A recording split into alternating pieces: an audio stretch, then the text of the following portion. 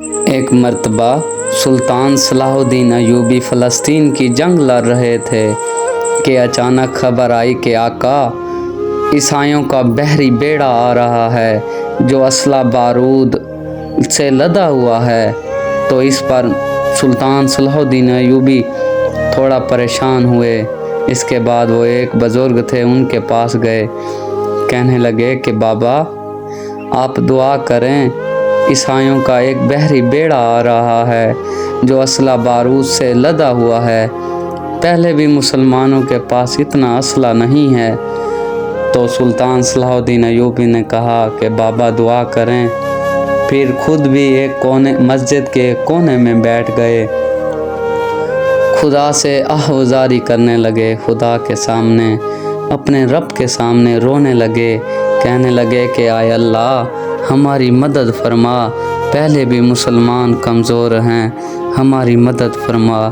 ساری رات اللہ کی بارگاہ میں سلطان صلاح الدین ایوبی روئے۔ صبح جب ہوئی نا تو ایک خادم آ کر کہنے لگا کہ آیا کا وہ جو بحری بیڑا آ رہا تھا وہ سمندر میں ڈوب گیا ہے۔ تو سلطان صلاح الدین ایوبی کا چہرہ خوشی سے چمک اٹھا۔ تو وہی بزرگ، تو سلطان صلاح الدین ایوبی اسی بزرگ کے پاس گئے، کہنے لگے کہ بابا وہ جو بحری بیڑا آ رہا تھا نا وہ سمندر میں غرق ہو گیا ہے۔ تو اس پر اس بزرگ نے کہا کہ اے سلطان وہ سمندر میں غرق نہیں ہوا، وہ تو سلطان صلاح الدین ایوبی کے آنسوؤں میں غرق ہو گیا ہے۔ وہ جو تم نے ساری رات اپنے رب کے آگے جو آنسو بہائے ہیں نا، انہی آنسو میں وہ بحری بیڑا غرق ہو گیا ہے۔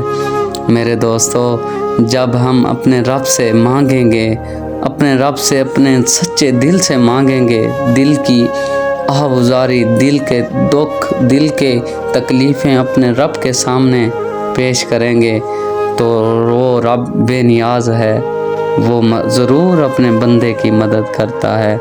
میرے دوستو، وہ واحد ذات ہے جو کہتی ہے کہ آئے میرے بندو مجھ سے مانگو۔ اے لوگو، دنیا میں کسی سے مانگو تو وہ ناراض ہو جاتا ہے، میرا رب وہ واحد ذات ہے جو مانگنے پر ناراض نہیں ہوتا، نہ مانگنے پر ناراض ہوتا ہے۔